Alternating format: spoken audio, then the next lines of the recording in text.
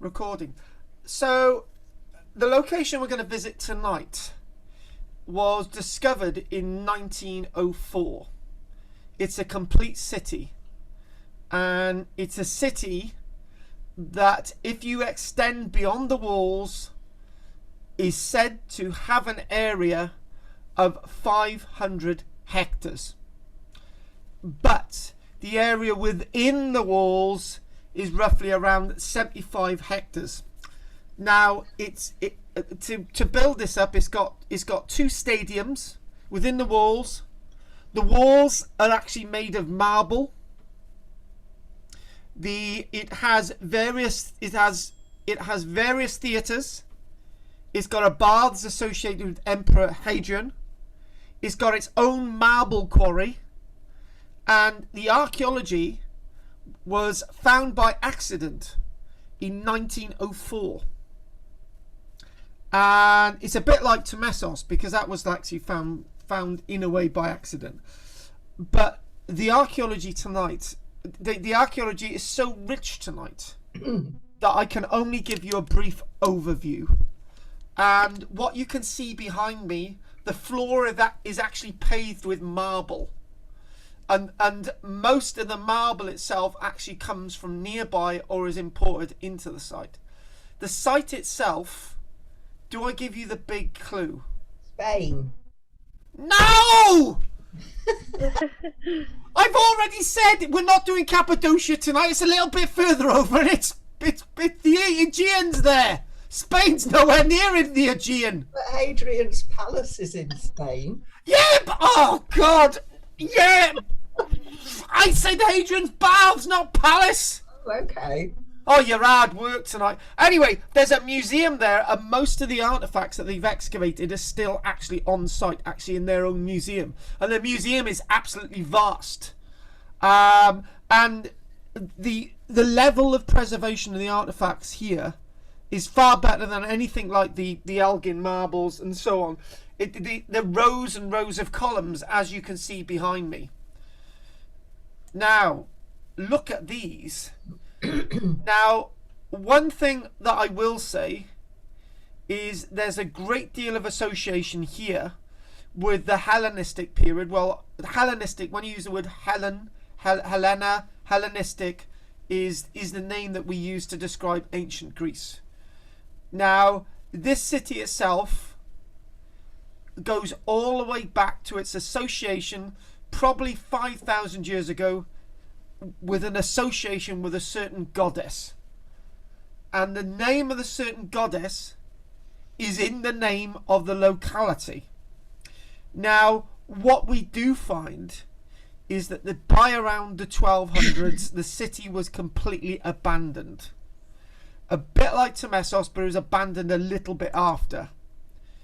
Now, look at that given the scale. There's thousands and thousands of carved relief pieces of work like this.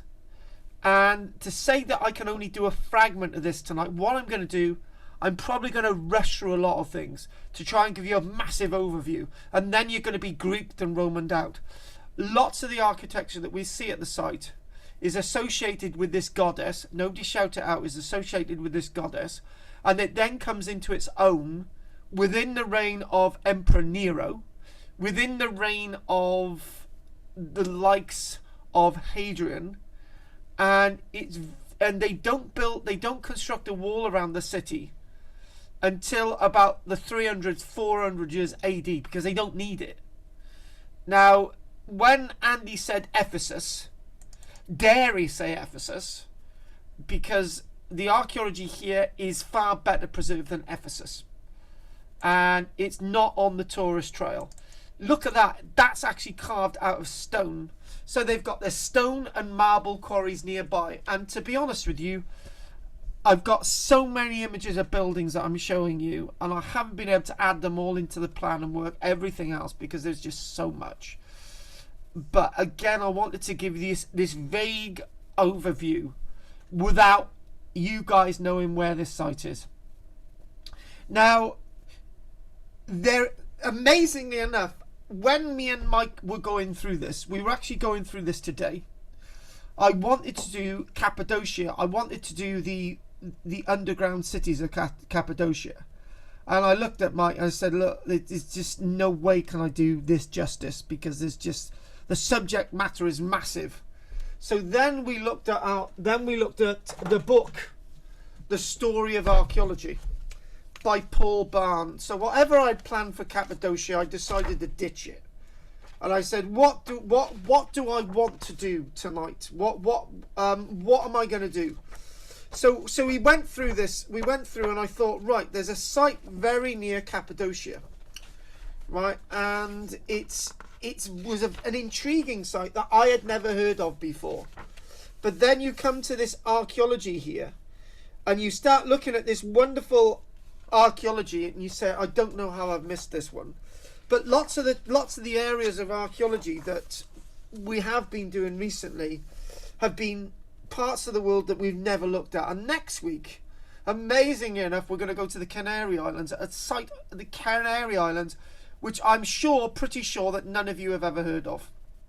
So this site, I don't think any of you have actually been to this site, but if you have, when I give the name, you'll know the site that I'm talking about. So what we've got lots of representations with the sea, with marble, with gods, with goddesses, lots of great epics. You're looking again at the detail of this carving, and you can actually see this winged individual, and you can actually see a big piece of timber. So this is actually, this would be almost associated with the sea. And as we start to get into this place, this locality, it's massively to do with gods and goddesses, this locality. And that is a little bit of the wall. So we haven't showed you any structures yet. And in a moment, we're seeing a bit of the wall. Now, it doesn't actually, this bit of the wall isn't the amazing bit of the wall that actually stands out, which is actually made from marble. And as we were just skipping over this city and trying to learn about this city, I was just blown over. And then suddenly we start to go into this. Now, this is the colonnade that leads to the back of one of the great stadia at the site. And yes, it's marble paving, and it's what you can see is that you get two orders of art here. You get Hellenistic, where you've got Ionic styles, which is from the Hellenistic Greek period, and then you get the sense of Rome, where you've got the Corinthian capital there.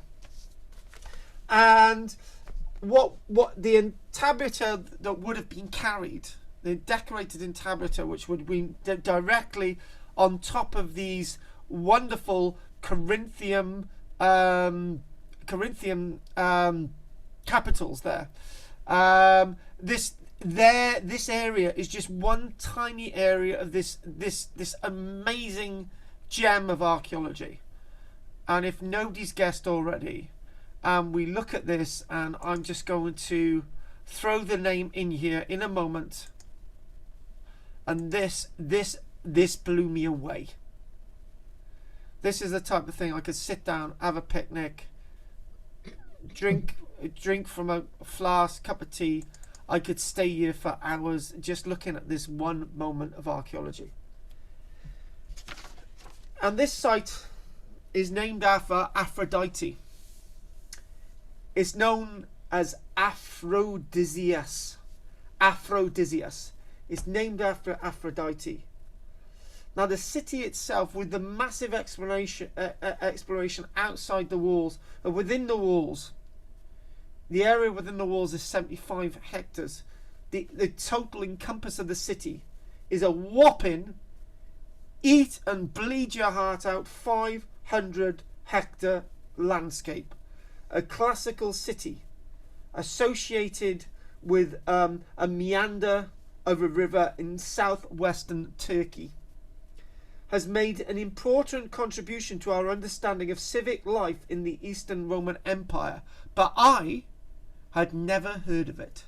In fact, this site has a direct link, and I've got one image, and we saw this beautiful video today, but I just thought we just cannot do it. This link there's a carving, and it shows Claudius, and the carving of Claudius is over Britannia, and he has conquered Britannia, and this is portrayed on one of the friezes that I will show you today. So this city is a direct link to Britain, even though this is in Turkey. And I just got so excited by that. And I just got so excited by the pure level of preservation here. And this wasn't known about until 1904. Story has it that there was this photographer, he was wandering off the beaten track, and he just saw some weird little ruins in the distance, and he saw more ruins. It was like those canyons. It's like Shaco Canyon. It was like Mesa Verde. Those stories of people just finding new things in the 1800s, late 1800s. Well, this was actually found in 1904. In 1904 itself.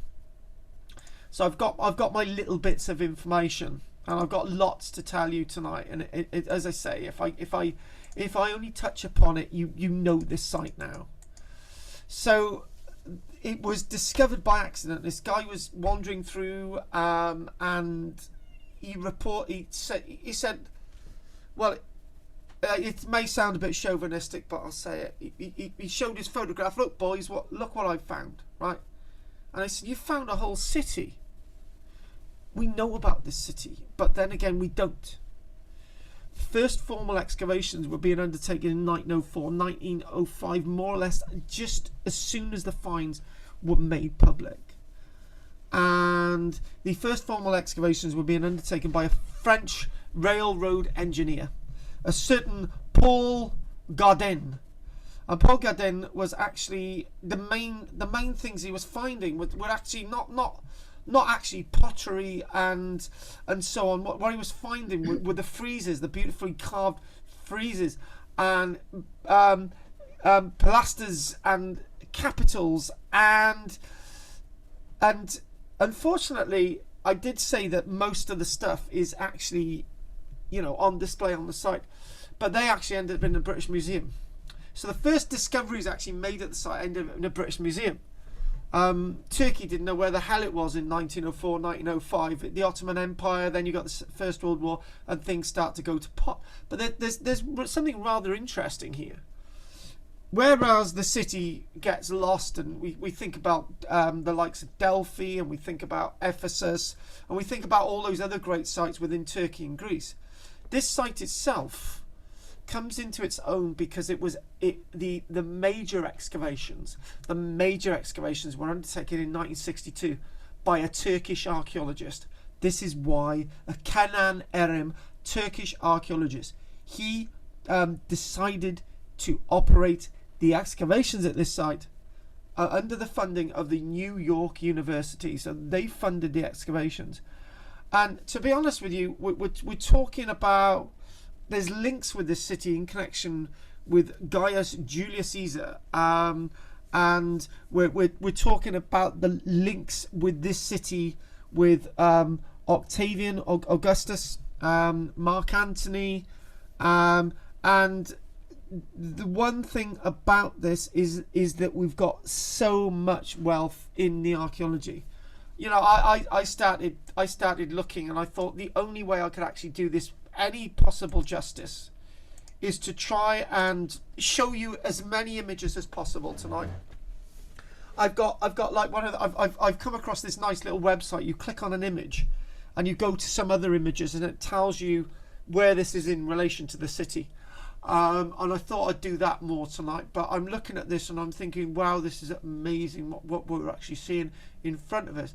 And I actually just thought I could spend ages, because you've got a bit of an arch, you've got columns, you've got structural remains in the background. And then what you then start to see is this.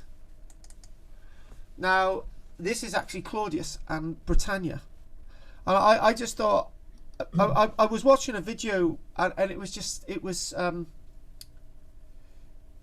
I just thought, I can't believe what I'm hearing.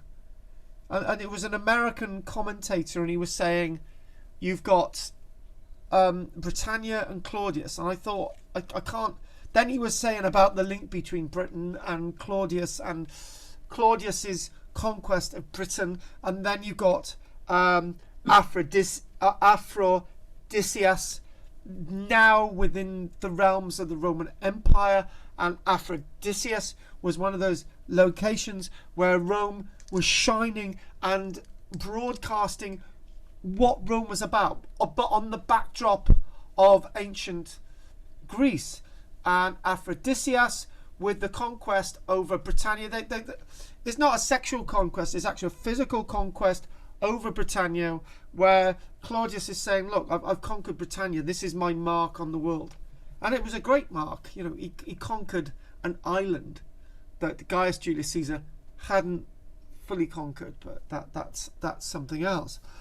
I wanted to put that this weird link in there. It's just you wouldn't see it. You wouldn't subtly see it. You can lose it in the notes, but I found that in a video, and I was just so happy with that.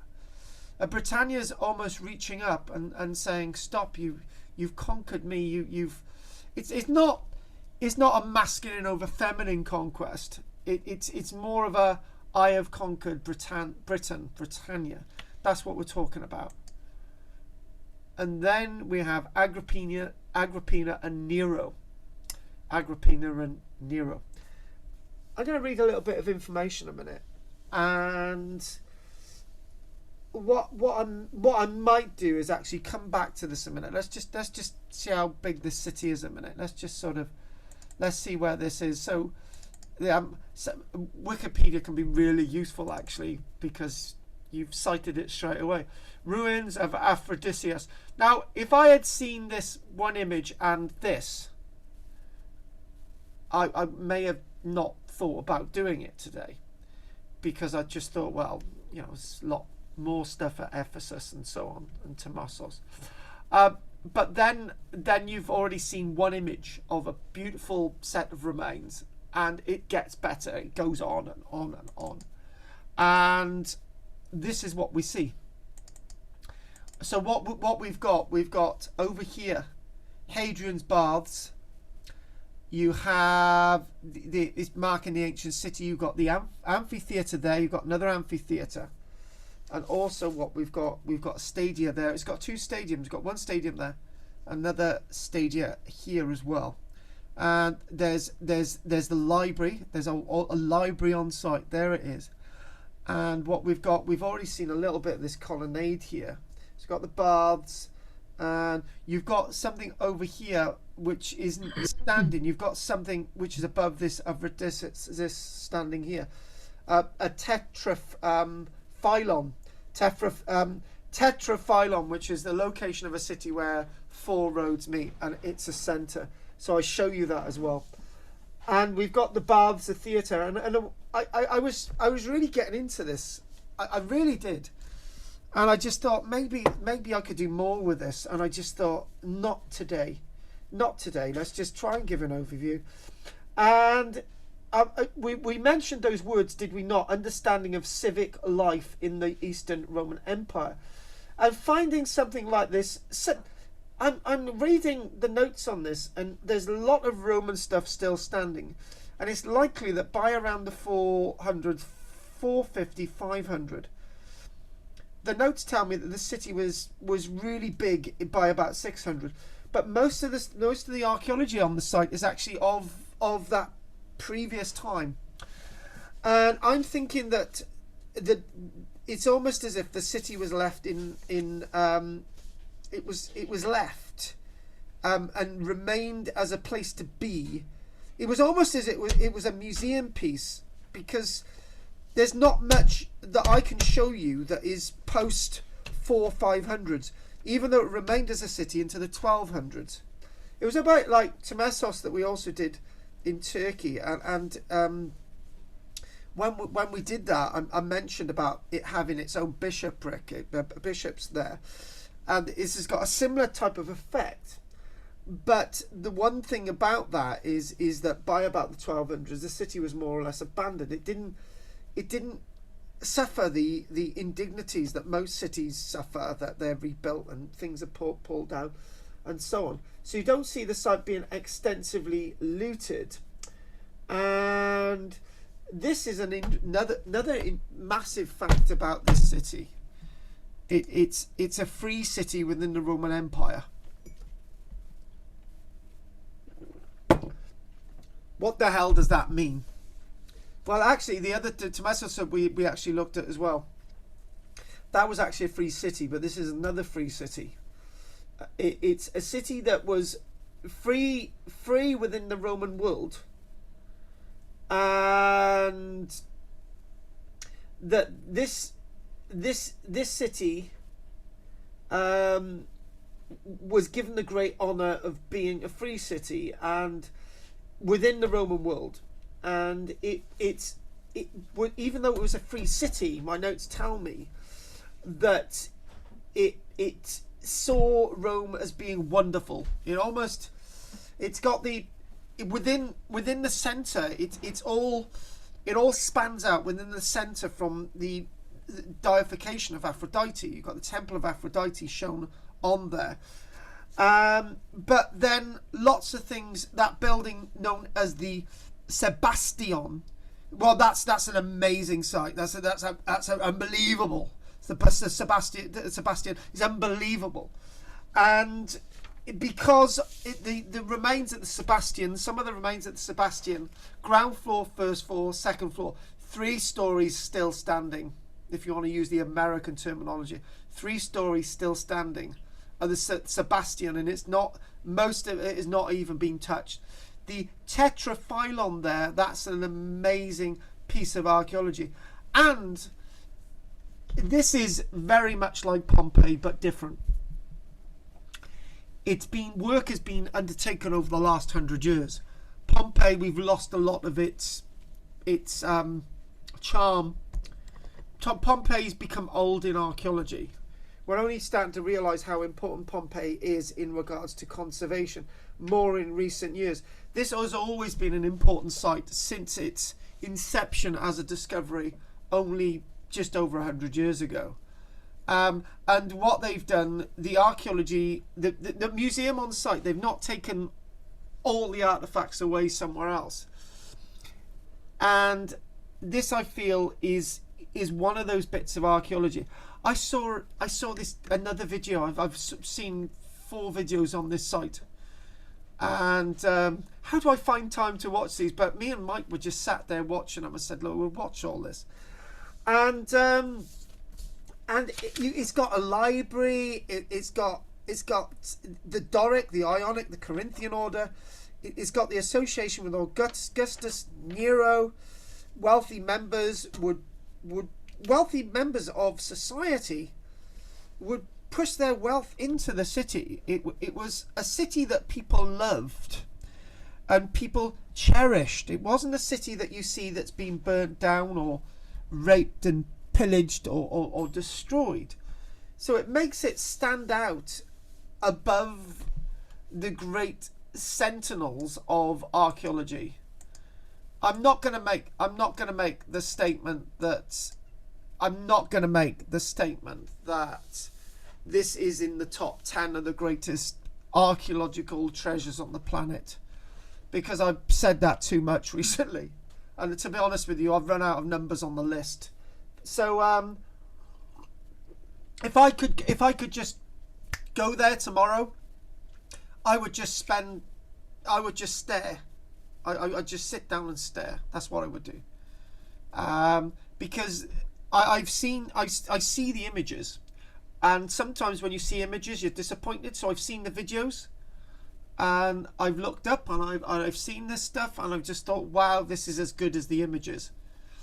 Now what you can see is that that is Agrippina with her son Nero, and there's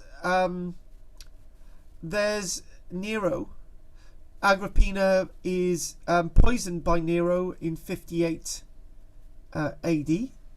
Nero comes to the imperial throne in 54 AD. Nero's influence on the city is going to be vast because it's got stadiums. It's got various stadia. That's where we get the name stadia from. Stadium, from these great stadiums in connection with these types of localities. And many things I'd like to say, but one of the things I've got to say is that this site itself only proves that there might be other cities like this out there that haven't yet been found.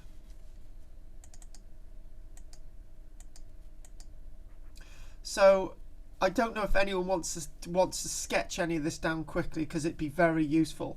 But if you've got a pencil and a pen, so we will be visiting the Grand Basilique Civil. So this is a colonnade leading to I think this has got to be associated with the Great Basilica.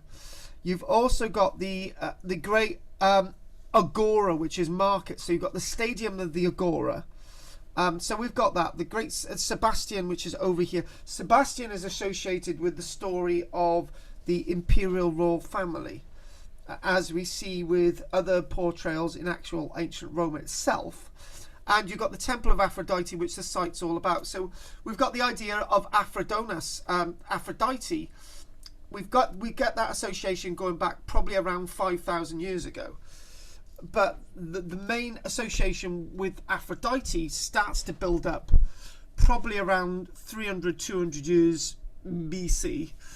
It's a city, interestingly enough, that may have been spared the likes of Alexander the Great, because it was not a great enclave of any world at that time. And you can see the wall going around the outside. You can see that stadium up there. So interesting enough, the wall's built around the stadium.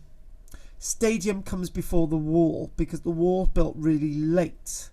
You've got great gateways and so on that. So if you've drawn that, then that's great. I've even got my own little scribble here to know where I am actually, because I got so lost. I was almost like a child in a tea shop.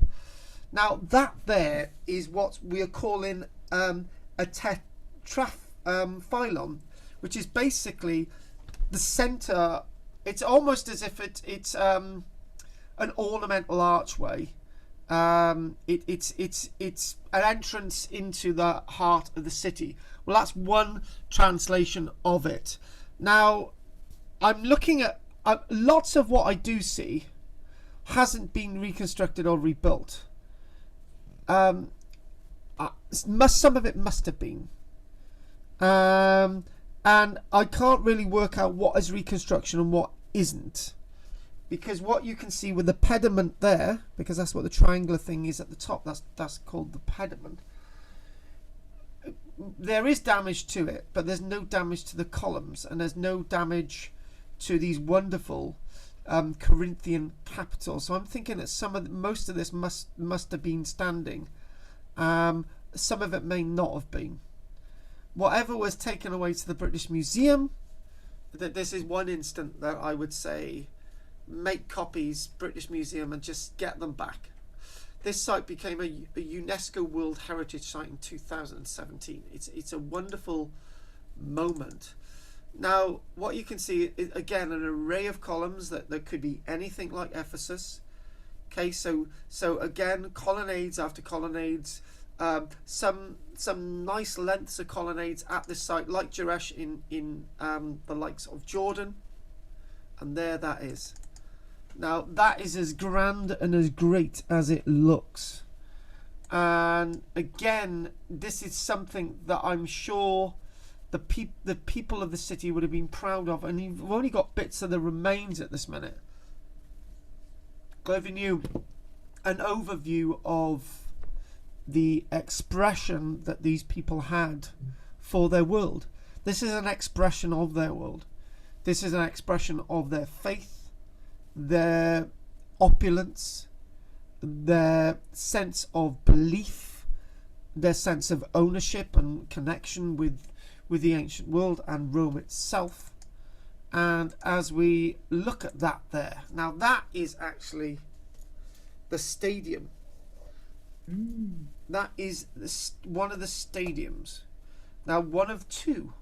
Now, I was looking at this and thinking, Mike was saying, what's that thing in the middle? And I say, Mike, that hasn't been fully excavated. Well, it has been now.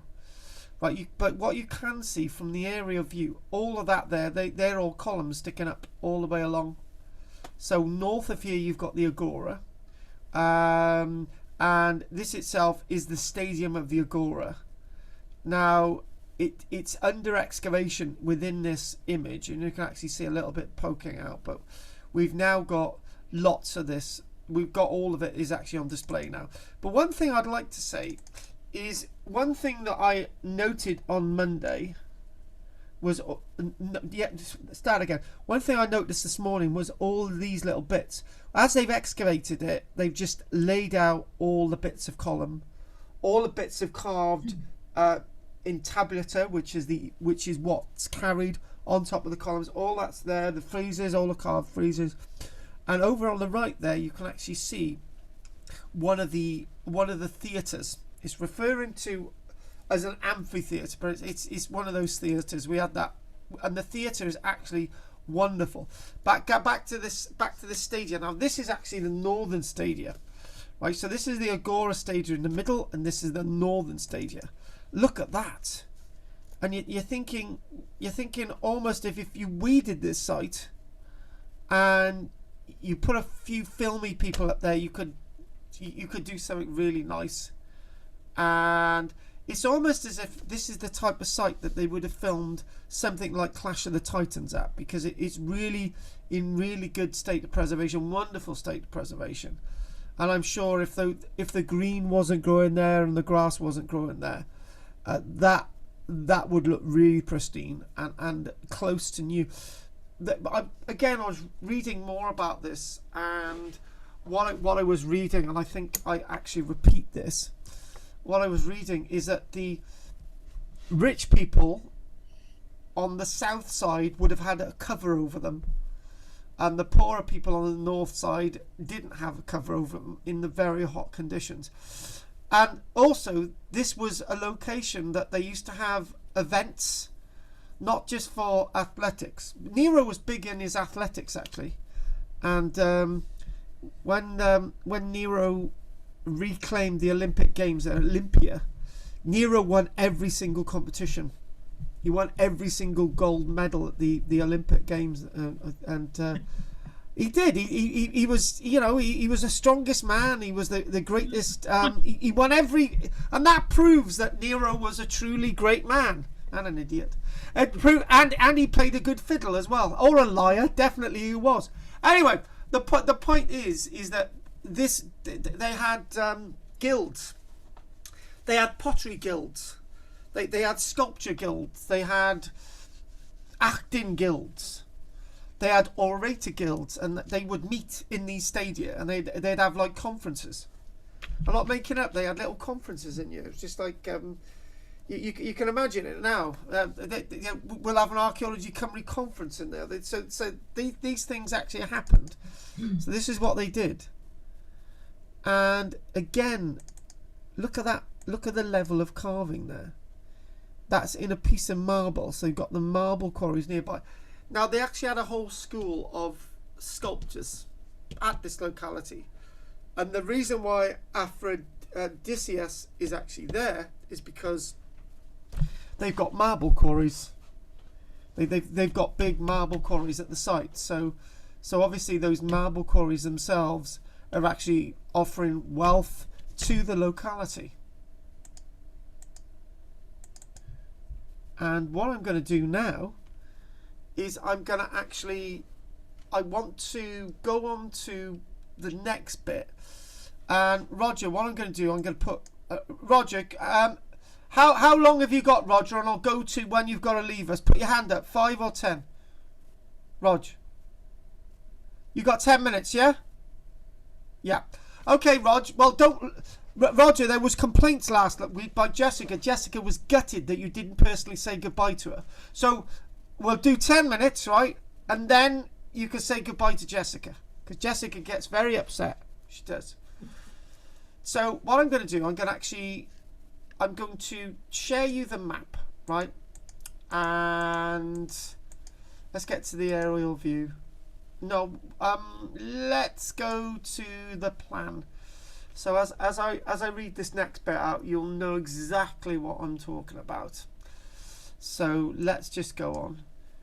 Oh, this reminds me of having a kebab because it's in Turkey. I don't eat meat. You can actually get vegetarian kebabs now. Did anyone know that? Anyway, I'm talking crap. Anyway, so what I'd like to do, one thing I wanted to do today was to have a top 10 of this wonderful site, and I didn't actually find it, so because I didn't really need it. I found this wonderful website. So this is a little bit off the internet. It's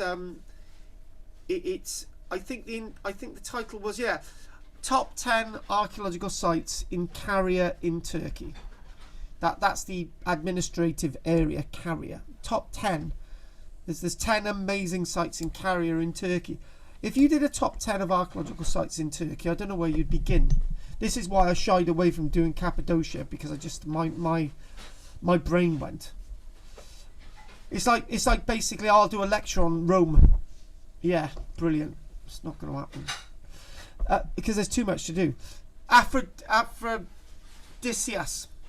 the beautiful ancient Greek city of Aphrodisias, still partly excavated, and I'm really looking forward to my chips after this as well, is one of the most important archaeological sites of the late Hellenistic and Roman period in Turkey.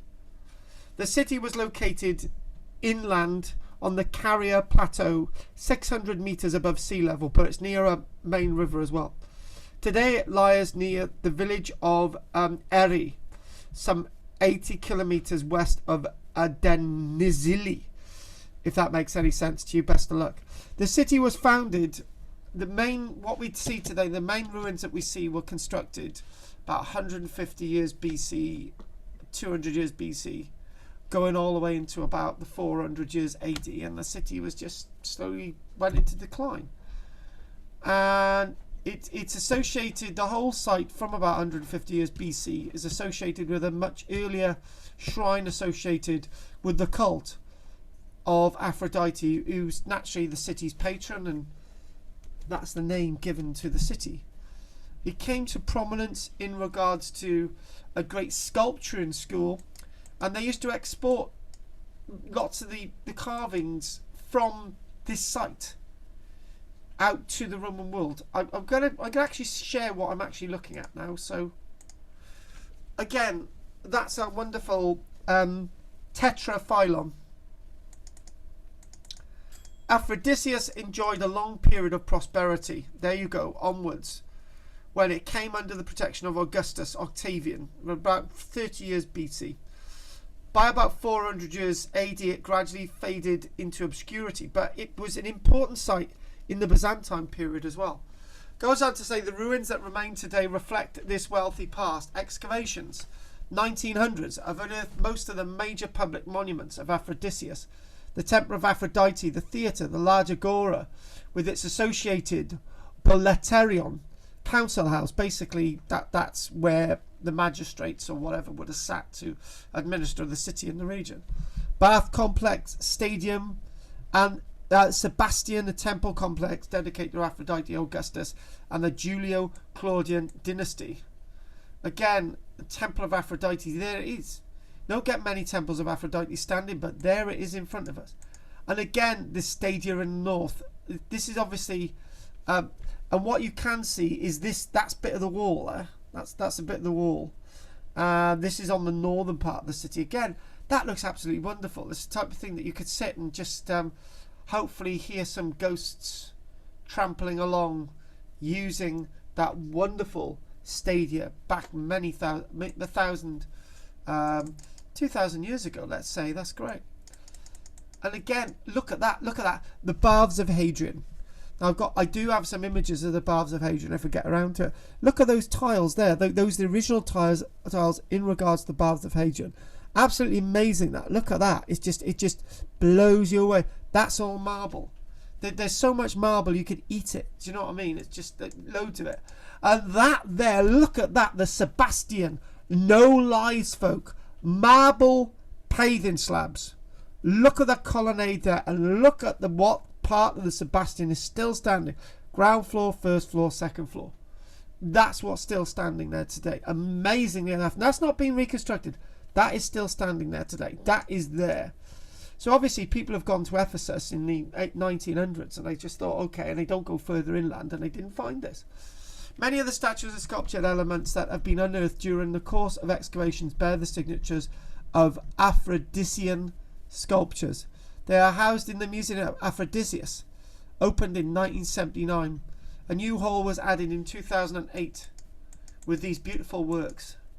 Look at the way they're formed. The beautiful curves on the female form there, as much as the male form as well, as we'll see other representations. And I remember one of the authors of a video I was watching. He was talking about the representation of the swastika, and I just thought definitely the word swastika actually comes from an ancient Indian term, and obviously we've got this representation greatly in reliefs at the site. Look at that there. You can't lie. There's Agrippina and Nero, and there's Nero's helmet as he's given the wreath of office as the new emperor of the Roman world in AD 54. And then it goes on to a number of other sites as well. So I am absolutely knackered, and I'm going to have a little break in a short while. But what I'd like to do is I'd like to stop sharing completely now, and we're going to have everybody's mics on, including Roger Dodge. Do you know, I love Roger Dodge because me and Roger are like brothers. I'm the older one and Roger's the younger one. Right, so anything you'd like to say, Rog? Oh, very good. It's all new stuff to me. It's described as an ancient Greek city. Yes, it's an ancient Greek city, and then obviously the Romans take over the grid It's pattern. all the Eastern Empire, that was then. Yeah, the grid basically the grid pattern is Greek. The Romans obviously add to it, and then obviously as part of the Eastern Roman Empire. And there's no reason why it was left into the 1200s. There's no real reason. There's no reason. Yeah. It was probably because the marble industry died up, and that was it. If it was the Byzantine Empire was starting to decline at that stage, so there was no real money in marble. And obviously you've got the marble pot quarries in Italy, so there was massive competition. Yeah. But I think the discussion we had, Roger, was that along the lines of, you know, once they built everything, they didn't need the sculptors to sculpt or do anything. There was actually so much material lying around at stages that they were able to build a city wall. There was so much sculptured stone that they built the city wall out of sculptured stone lying around. So it was one of those things. Dreeny Beanie. Just one last thing. Did they find a cemetery there? Yes, we got a cemetery, and that's what we're going to do after the break. Okay, I can look that up. Yeah. We got the cemetery. You can look out that, Rod. Dreeny Beanie, quick. No questions, thank you. We'll have a 15-minute break, so I'm going to scoff some food. Peter. No, all fine. And once again, you look at the actual skill of the people who made those carvings, etc. Absolutely amazing. Oh yeah, very quite good. And the Celts wouldn't have been able to do that, would they, Pete? Well, they probably taught them. That was a rebound, Pete. Well done. Andy. Yeah, I'd have to agree with Pete because it's right on the edge of that Celtic area, isn't it? The Oh, God! Well done, Andy. There's a lot of free cities in that area. The Lyceum ones that I was visiting a couple of years ago, just to the south of there, and that's in the mountains, which is probably why it got ignored, and not because it was Turkey's very easy to get around the coastline. There's roads to get around it, but getting in and into the interior is very difficult. Yeah. But they're nearly all the Lycian ones were free states as well. So Yeah. Keeping that independence. Yeah. Probably keeping that independence may have, in a way, if you've got that independence, you're outside the control of Rome, and it might be that because you're outside the control of Rome, it might be that if anything goes wrong, then you can't call upon Rome to help you. Those types of things, even though it's part of the Roman world. It's quite a bit of a strange thing, free cities. Yeah, all the ones I was looking at were all around the coast, and they were all being attacked by various people over centuries, including sort of like North African pirates in the end. So they demolished a lot of their buildings to build bigger walls. But that being inland, they didn't need to. So that's probably what saved it. So. Exactly, and it was just left. Davey, baby. No, it's fine, thank you. Hopefully I'll be seeing everybody tomorrow as well, so that'd be good. Maggie May. Well, it's amazing that those columns are still standing, because there must have been 1 or 2 earthquakes in that area, I would have thought. Right, I got to correct myself, and I got to correct you as well. Some of it has been reconstructed, but some of it hasn't. So obviously the Sebastian hasn't, because now that's the thing. So the biggest problem is trying to work out what reconstruction is and what isn't. But most of what you do see has stood the test of time. So yes, it survived the earthquakes, and it's probably because of the material as well, being marble rather than sandstone or limestone. Obviously marble is a type of limestone, isn't it? But it's a lot softer, and it can give a bit more give. Oh God, Anne. Yeah. What a beautiful place. And I think that, you know how when you look at beauty, it lifts the spirit. You wonder if people are happier there, because it's such a beautiful place. Do you know what, Anne? I'm sure, Anne. Let's challenge you.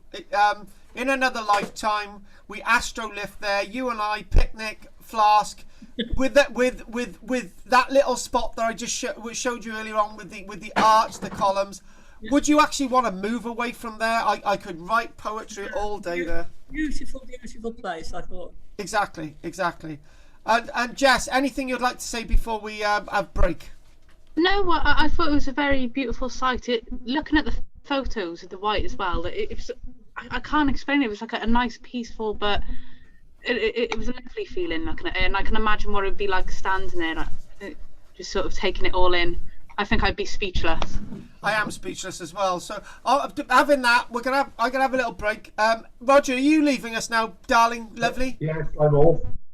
Roger, there's a song there. If you leave me now, you take away. See, Rog, part of me. Jessica was in there.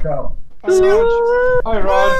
Oh, baby, please don't go. Roger, stop it, Jess. You're getting me to do more. Roger, I'll see you tomorrow, Rog. We'll have a break now. See you in a minute.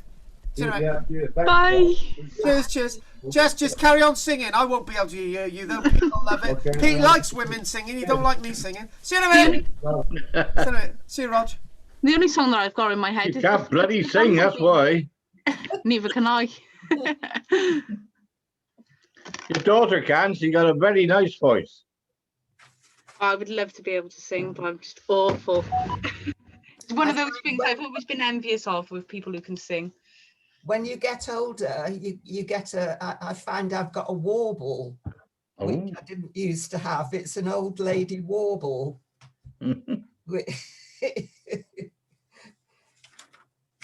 Tom Jones doesn't have that, does he? I mean, he's 80 years old, and his voice is just as strong as ever, with not a warble in it. I know, he's got a very strong voice as well. He really has. Lucky man.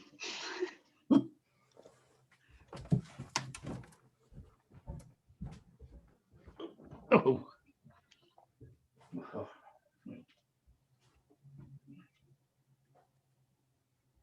Right, we're back for the last part, and what I'd like to do is do something slightly different from what I usually do, and I've got a wonderful page with which basically tells us all about the site. I'm just gonna share what I've got on the screen because I just couldn't work out how to break this down. So let's just show you this. And this is actually a website that I came across called Aphrodisias, the Aphrodisias excavations. Now, within the walls there, it's describing it as a medium-sized town. So the area, as I keep saying, within the walls, I've quoted about 75 hectares, and obviously the full area that we're talking about, the expanse is about 500 hectares, but the area within the walls, about 75 hectares in area. And I've been asked the question, what was the population like within the walls? About 10,000. And there we go, but one with a typical metropolitan grandeur of architectural design. Its monuments and marble sculptures define a distinctive period of ancient city life. And when I'm talking about ancient city life, we're not just talking about Aphrodisias, we're talking about ancient city life anywhere in the Roman world. After the international political turmoil in the Mediterranean, at the time of the likes of Mark Antony and Cleopatra and Augustus, this city, it's talking about cities' engagements with outside events were few. So it's probably back to what me and Andy were talking about before the break in regards to the issue that maybe this city may have missed some of the major events in the Roman world. Other than that effect of this war between Mark Antony and Octavian, who actually later become the Augustus. So I'm looking at these and I'm thinking, right, I just clicked on one of these and you can actually see a few images. Naturally, I can't go through all this today because there's just too much to go through. But I will click on one or two. Actually, more than one or two. So there's a great architectural plan associated with the Agora Gate. Now, the Agora Gate is actually the marketplace. So the entrance into the marketplace, there's the reconstruction of what the entrance into the marketplace looked like. Now, if you're not impressed, that is impressive. Now, the archaeology associated with the Agora entranceway isn't in a good state of preservation as the rest of the archaeology with lots of the other parts of the site. So if you look at the steps there, that equates to these steps, and obviously the rest of it is actually gone. And we're talking a lot of information there, a Baroque facade which closed the east end of the South Agora, the South Market, is describing an 8-bayed, 2-story, a column stage, as it were, and it's being constructed by some of the great benefactors of the time. And it's also talking about construction events in regards to the Nymphaeum, associated with 400 years AD, and it's talking about a deep basin of Nymphaeum was constructed in front of the facade in about the 400s from reused materials. So after they've and that's the point that I actually made. I'm going to go onto the wall straight away. Actually, one of the points I actually made was that there was so much marble around that they can afford to reuse whatever marble they want for other builds. Now, there is the image for the city walls. This is a great website. Feel free to look at this. And the city walls, look at that image there. The city walls are actually made of marble. Now, I've got to say, how many city walls anywhere are made of marble? But this is all reused marble from other buildings, and you can clearly see that it's reused because you've got little bits of window, you've got big blocks of various temples. This would be associated with lots of buildings that have either collapsed or buildings that they've just demolished to put something else there. And look at that there. If we look, amazing. And what you can clearly see there is a wall that's used recycled material, and the stonework, the tabletas, which would be associated with on top of the great columns that are across the entire site. And they're saying that they've looked at some of these stones and there's actually carvings on them associated with memorials. And you're just thinking, if you turn some of these stones around as well, there'd be lots of things on them. So this wall itself is archaeology. This is the reuse of various bits and pieces, various buildings around the site. Oh, yeah, go on. Sorry, do you know when that rebuild was done? Ah, there you go. The city of Aphrodisias is extensive, well preserved and securely dated. The answer's coming up, Andy. The wall is approximately 3.5 kilometers long. So can I give you an idea of the scale of that? 3.5 kilometers long. Has anyone ever been to Maiden Castle? And if they've been to Maiden Castle, if you walked around the top of Maiden Castle, it's in area a kilometer to walk around the whole thing at Maiden Castle. So to walk around 2.5 miles. Shut up, Pete. We're doing kilometers now, Pete. You mogadon. All right, Pete, 2.5 miles. It's an extensive area. It's an extensive wall. It was at least 10 meters high. Now that's quite considerable height of wall. Up to 3.5 meters thick. Now, what is 3.5 meters thick? Well, if I go from there, that's an extremely thick wall. Look at that there. They've got inscriptions on gates. And the construction of the wall and the gates is sometime around 350 to 360 years AD. Which, Andy, that's an interesting date. And why is that an interesting date? It's exactly the same time that we get walls being built around the remaining cities in Britain that didn't have walls. For example, at the city of Caerwent in South Wales, the towers weren't added to the wall at Caerwent until about 350, so it's exactly the same date. So there's another little key in date there. It's got no link at all. So before this time, this is another... Andy, this ties in with what you were talking about with pirates and all the rest of it, and this being inland and nobody really bothered with it. Aphrodisias seems to have been entirely unfortified up until about the 350s. So the construction of the walls would have radically changed both the image of the city and traffic patterns in and out of the town. Only 7 gates are known. So up until that point, it was free for all. You know, you could come and go within the town, within the city. The interior face of the wall is built of regularly coursed, mortared, sub-ashlar masonry, while the exterior face consists almost entirely of large reused marble blocks. Now, can you fathom that? It's there's so much there. Carefully arranged so as to give the appearance of a megalithic marble wall. So I don't think this is rendered over, Andy, and whitewashed, because the marble itself would have shone white anyway. It would have been gleaming. Most of these reused blocks came from monumental tombs near which the wall passed. The cemeteries were thus extensively pillaged for the construction of the wall, which was an event of great significance. A caesuria in the social and topographical history of Aphrodisias. I've never seen the word caesuria, but I'm sure it must mean a major event. So the other thing as well is one thing it doesn't say in my other notes as well. You're seeing lots of what we do see there. But back to that again. Lots of this doesn't just come from tombs. This actually comes from the actual buildings within the city itself. We actually see a lot of this in that sort of. Hang on a minute, let's just go with that. Bingo.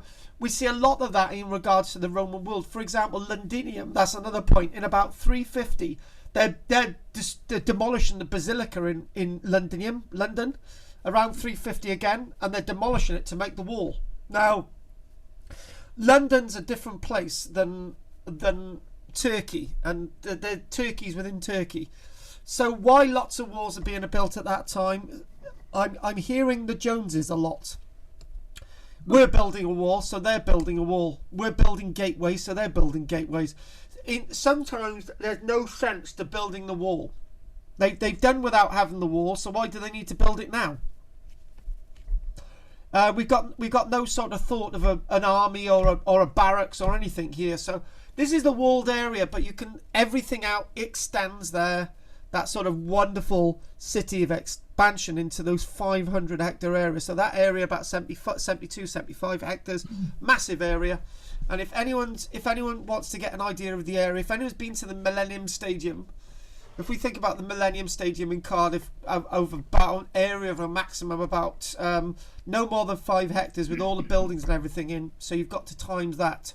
You've got a considerable area. Again, I should be going through this a little bit faster. So so if we want to close that again, so we go back there again. So what else do we want to look at now? One question that our wonderful Roger asked was about the cemeteries. So what we find with the cemeteries is that you've got these funerary monuments around sort of the city. So you've got, you can see the expanse of the city, other bits and bobs, and you've got the funerary remains as well associated with that. And actually the quarries are actually northeast, actually. The quarries are northeast. And that's where they're getting all their marble from. So if we sort of move that again, and we do that, funerary monuments were a major business for the local marble workshop. So in other words, everyone who died had to have a marble sarcophagus or a marble tomb building. These could carry portraits, statues and busts. More modest burials were marked by stelae. So just an upright stone with a nice little bit of carving on that. Aphrodisias also has a large collection of gladiatorial reliefs from the tombs of entrepreneurs who own gladiators and beast hunter schools. These trained fighters were for hire to the providers of the Roman-style games put on in the city in honour of the emperors. By far the largest category of funerary monuments, however, was marble sarcophagi. Large, expensive, often richly decorated marble coffins like this. That's marble. So there was so much marble, as I said, you could more or less eat it. It's copious, and there's so much of it. And obviously, look at that there. Doesn't that look absolutely amazing? Where you've got the where you've got two little figures there. I think these would be Godhead figures, and you've got the grapes as well, and you've got these sort of semi wreaths on there as well. And now if we go back again, and I think we've got, there he is. Hang on. We've lost him. There he is. So we've got these wonderful marble busts associated with this wonderful burial ground. So anyway, moving back again, what else can we actually see? So obviously we've opened just 3 windows. Let's just move to this one here, the city grid.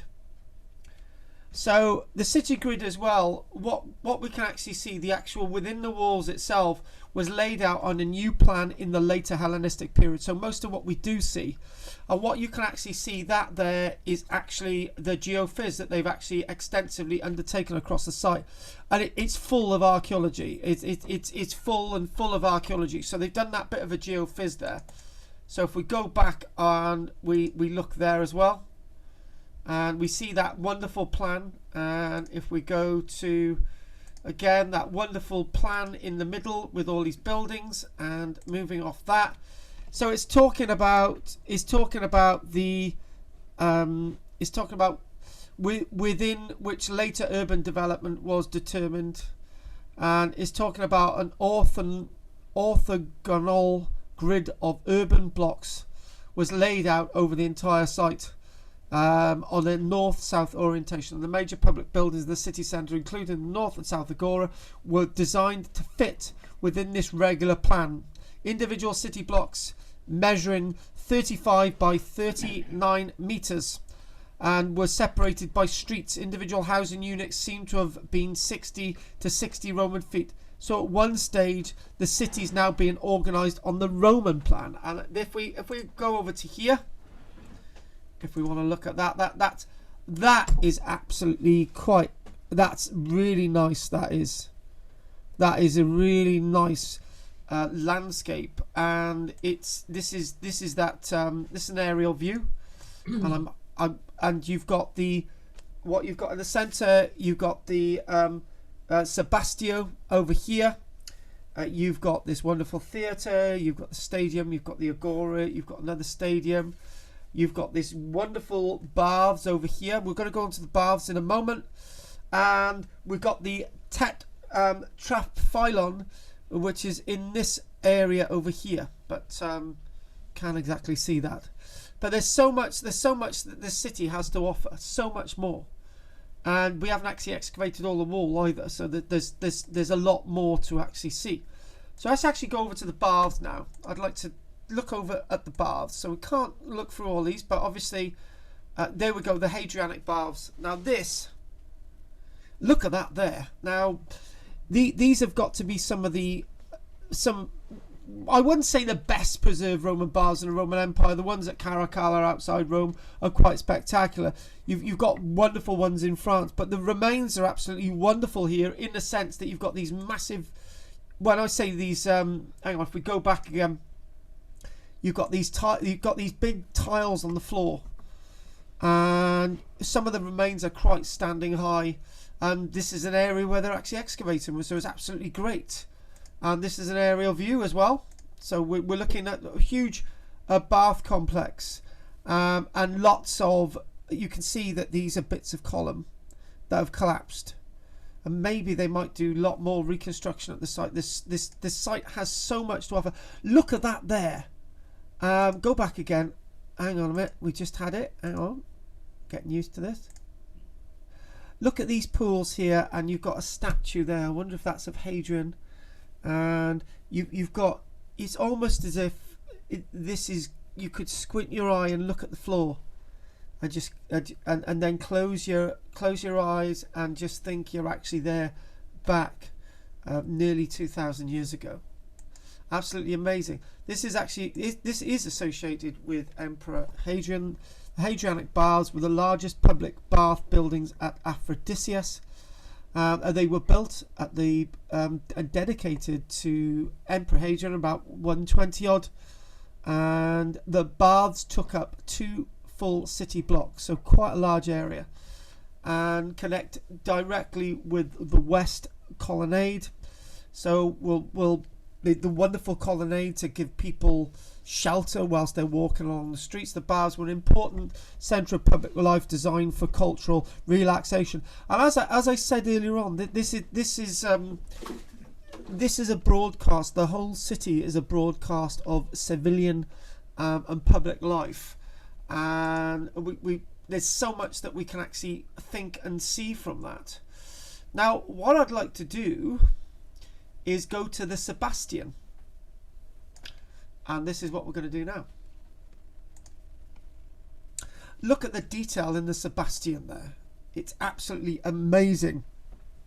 And what this basically shows, and this would be a whole class in itself, and other bits of the Sebastian are actually in the museum, are actually in the site museum. So this is what survived, and this actually shows the story of the Claudian family, the Augustus Claudian family. The Augustus Claudian family includes Emperor Augustus, Tiberius, we've got Caligula, we've got Claudius, and we've got Nero.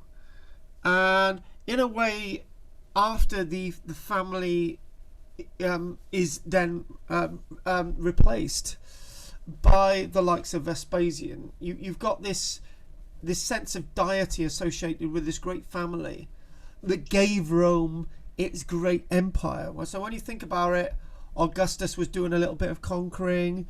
You've got the likes of Tiberius doing a bit of conquering, and you've got Claudius. So it's these localities and the portrayal of what Rome was and the embodiment of Rome are in what you're seeing. So this tells a story, and there's so much of this in the museum. So what we've seen some of the images at the beginning that I showed you when this was still a mystery. That actually came from the Sebastian. Don't these look absolutely great? There's portrayals of the family, and then there's other portrayals of gods and goddesses. All of these individuals represent the story of the Augusto Claudio family. Wonderful, all made out of marble, and this is a little bit of a plan. So what we can see is this far end is what we've got still standing, and obviously nope, I'm going to correct myself.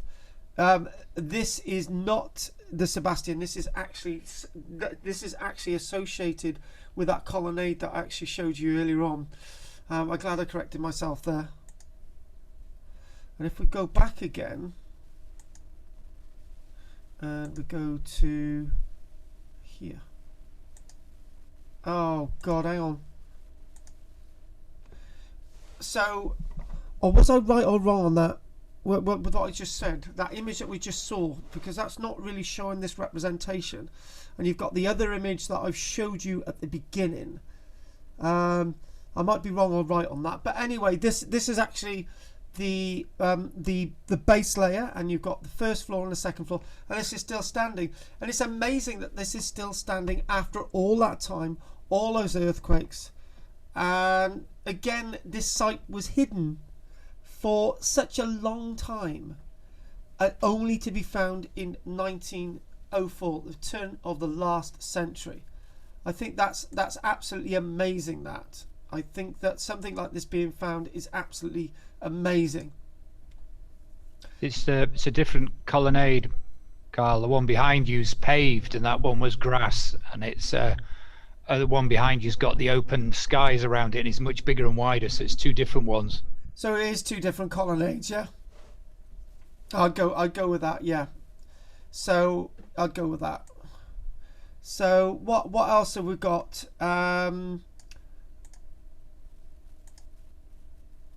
Look at this wonderful monument here.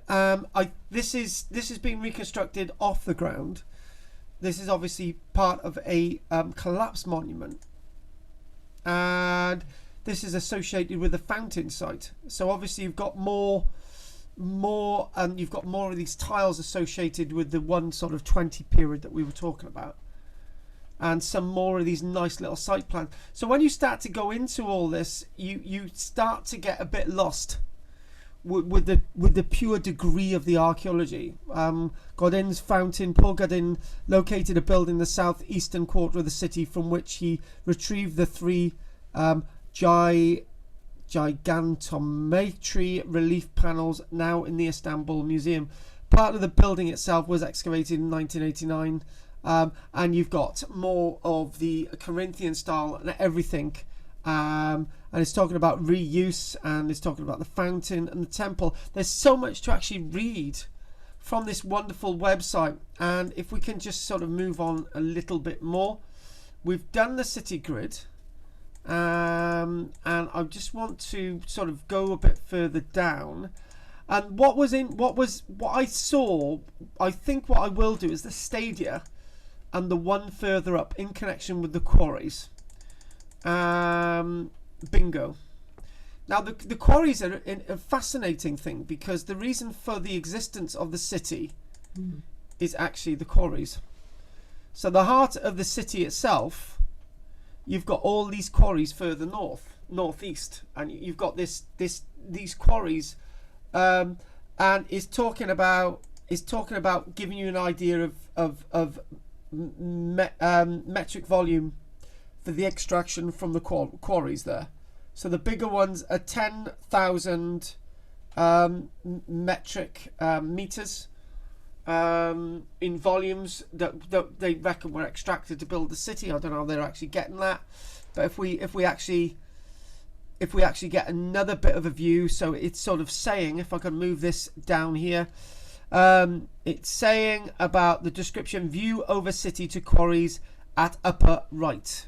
So this is where this quarries are.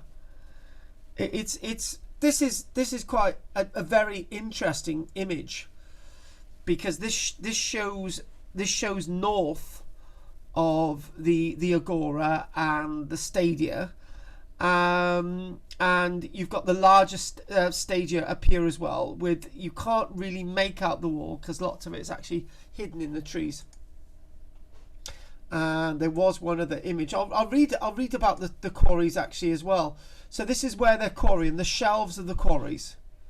So this is what we're looking at. So we'll have a little bit of a read here now actually, because I think too, one of the things that we don't do, or one of the things that we can't really find out most of the time, was why the city was there.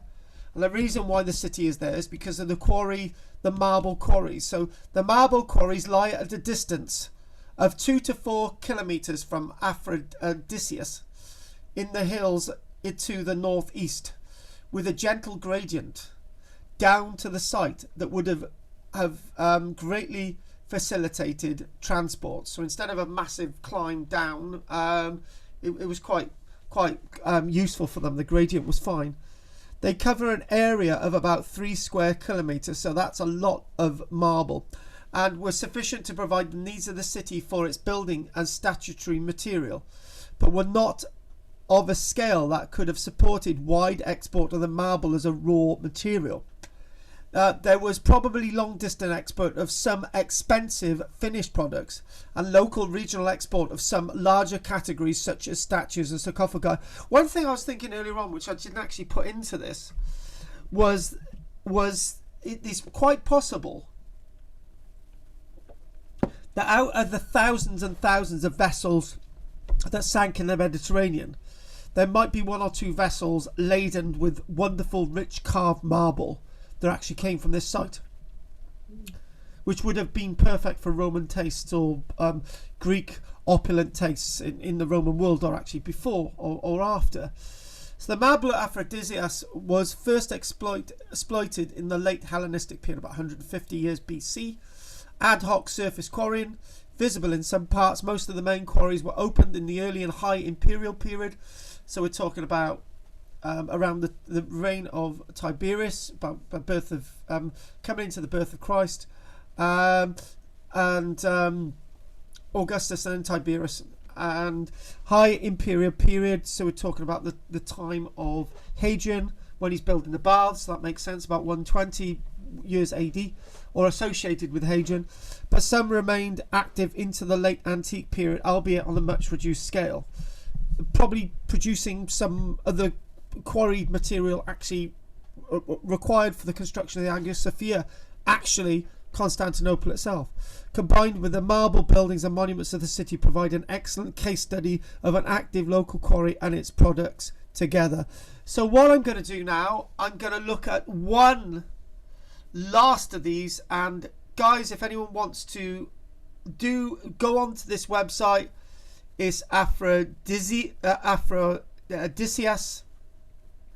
and it's classics.ox.ac.uk. So that's the classics department for Oxford University. So I'm just going to pick one of these out. Was there, what did I say? Oh yeah, I was going to do the stadia, wasn't I? Do you know what? I fancy like doing the theatre. Okay, we'll quickly do the stadia because we've already done little bits of the stadia. Then I want to do the theatre, but I want to go back. Just look at the theatre side of things. The stadia was built in the late noughties AD, about 100 years AD, and it's likely as well that when the stadia was built, they must have demolished lots of buildings to actually do that. They probably demolished lots of burials.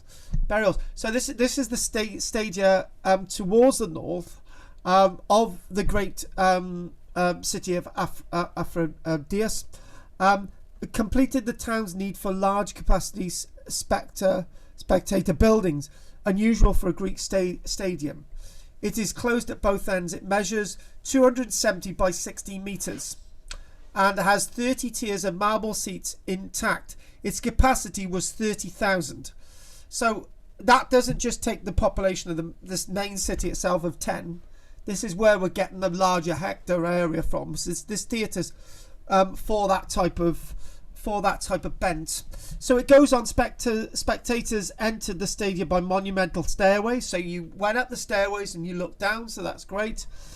And it goes on to say that it goes on to say that these stairs are lined with north-south streets in the city grid, so people could just go along the streets and just go into the stadium. That is, the stadium was carefully planned as an integral part of the city. Competitors entered through tunnels under the seating on both shore ends. Aphrodisias Stadium is the best preserved of all ancient Greek stadia and also one of the largest. Much better than the one at Olympia, actually.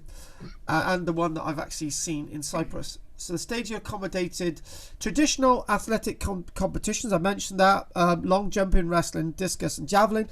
But also gladiatorial combat, wild beast fighting, naked athletics was something that they did, and something that I actually got from something else as well. As I described, different guilds and organizations would actually meet at this site, and just sort of show you this as well. A nice sort of portrayal from the beginning of the 1900s. That's really nice. I like that, as it's still naked and people are just discovering the site before the trees are removed. And there's a nice little bit of a plan. You can see the grid pattern then, and people just entered. So, but before that, people could have entered from the north because the wall wasn't there when this was built. So the wall enclosed it in the 350s and not before. And a nice little bit of an aerial view, quite spectacular. And again, looking at that. So one last thing I'd like to do today, just finally. I was doing very well tonight, but now I'm a little bit waning, but we're coming to the end anyway, is this theatre. I tell you what, that is something else. Now, if any of you actually look at the videos of this, you'll see a chap sitting on one of those seats, and the theatre just dwarfs that individual. It is absolutely amazing. Absolutely amazing. What you do with these sites, you don't usually see the stalls or the oh god, I'm a friggin' actor. What's that thing you stand on? You know, stage. That's the one. God, how embarrassing! Stop laughing. The stage itself is intact there, and it's brilliant. You don't often see the stage still there, which is great. It's got beautiful marble there, but the seating absolutely amazing. So, and look at that there. You're close up to. There's the plan. Isn't that great? That's just wonderful. So they would have entered out of the changing rooms at the back, and then you would have. And then we go to and above that above those columns, above the entablature, you would have had this wonderful arrangement of friezes and columns and so on that we find in evidence at other sites. Now, Palmyra, I do believe the Palmyra site wasn't blown up by ISIS. They had one of these more or less complete at Palmyra, but I haven't looked into that recently. Looking down at that as well, and what we're going to do, we're going to call that a day now. Just one more little look. I tell you, that is wonderful, and that's what we know has been excavated at the site. And back to there. So again, feel free to read this, and 3-storied marble stage building added by Zolos before 28 BC. And do you know what? We know Zolos created that because his name's inscribed in some of the stonework, and we know he did that. So we know we're the one responsible for building this. Originally seated 7,000 people. That's a lot of people in a stadium. Oh, just think if everyone, I had an audience of 7,000 people. That's 7,000 book sales, right? Brilliant. Anyway. On that note, we're going to call it a day, and let's just stop screen sharing, and let's see if anyone's got anything to say. Drina? Two things. The columns that we saw earlier had diagonal lines chipped out of them. Yeah. I've not seen that before. So I tell you what I'll do. I will. Was this actually in the images? Yes. That we showed. Yeah. I'll just I think it was. Hang on a minute. I'll just have a quick look a minute. You've got smooth It was and the Agora entrance, wasn't it? It was just the one where there were columns back- things. That Hang on. didn't- Hang on a minute. Gina, is this? I know what Andy's saying, but also, is this what we're talking about? Yeah. So Yes. yeah. Yeah. You've got the three styles there. You've got the vertical at the back there, and you've got Yeah. the diagonal, and you've got smooth. Yeah. I've never seen that before. That is beautiful, isn't it? It's incredible. And Drina, right? What you're looking at is what you're looking at. It's the scale. Drina, you and I are midgets compared with this. Yeah. The Normans did some, Shut up, you. Yeah. Oh. Yeah. Yeah. but nowhere near as elegant as those ones. But I tell you Yeah. what, the Celts didn't do it, did they? 2-1. Yes. Yeah, you're right. They didn't do diagonals. You know what, Andy? That was an easy goal. Then you just Yeah. opened right up for that. Yeah. We dropped the guard there. Yeah, exactly. Thank you for that, Drina. Anything else, Dreen? Yes, please. I don't know whether it's a silly question. It is. You know, the theatre seats. Did somebody sit on every seat, or was it alternate so you'd have a walkway? This isn't bloody COVID, pal. Look, we've only had COVID Yeah, now. It's not. On. It's not always been like that, Drina. Right? No, basically, actually, do you know what? We don't know. We can't answer that question. No. But I would presume that people would have ate and drank watching a theatrical production. But if people are going to sell drinks and stuff or an albatross so I'm thinking maybe there would have been some space. Yeah.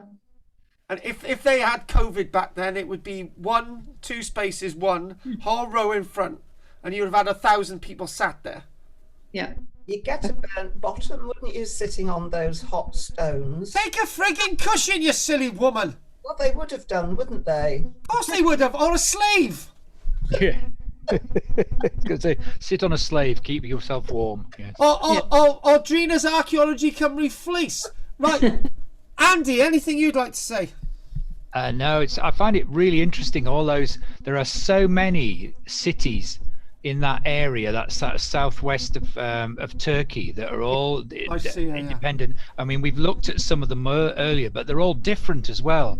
Yes. And I'm quite astonished how that period, that kind of, for want of a better, the Hellenistic period, must have been really rich and interesting there. I completely agree. So, David, baby. No, it's fine, thank you. Right. The British Museum had some of it, apparently. Did you say? Yeah, the British Museum has a bit there. So when you get to go, David, right? I'll tell him to send it back. Yeah, and tell him to send the Celtic stuff back because it's not relevant. Oh. All. Dear, no, you missed out on that one. 2-2. Did that rebound out? All right. Oh no, that was a nasty one. Margaret. There's such a colossal amount of marble work going on there. That sculptural school must have employed or had hundreds of apprentices to do all Yes, they did, and this is the thing. They've got names of them, and they're actually, one thing I didn't show you in that screen on the site. There is actually at the School of Sculptures. They found the site. That's fantastic. So we got the School of Sculptures. We know that's where the school was.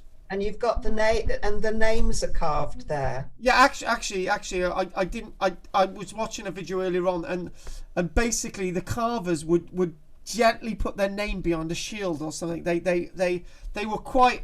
Yeah, they wanted to be recognised. And the other thing as well is what they used to do is they actually used to lightly carve the name of what statue it was. So if somebody said, is this a statue of Zeus or Aphrodite? And somebody's going to say, well, one's male and one's female. Oh, I didn't know that. So in other words, they used to carve the name of the carver was on there as well. Yeah. Did they make those columns in sections, or was it just one great big column? Some in sections, but the ones behind me are complete. This is just one column. The thing is, you've got the strength, you've got the integrity, you've got the strength, right? In one column, that's the strength. Remember, it's one bit of rock, right? So you don't need to faff about with drums of marble, right? Yeah. It's just one column, and that carries the weight. So would they chop a great big block out of the quarry and then transport it to the workshop?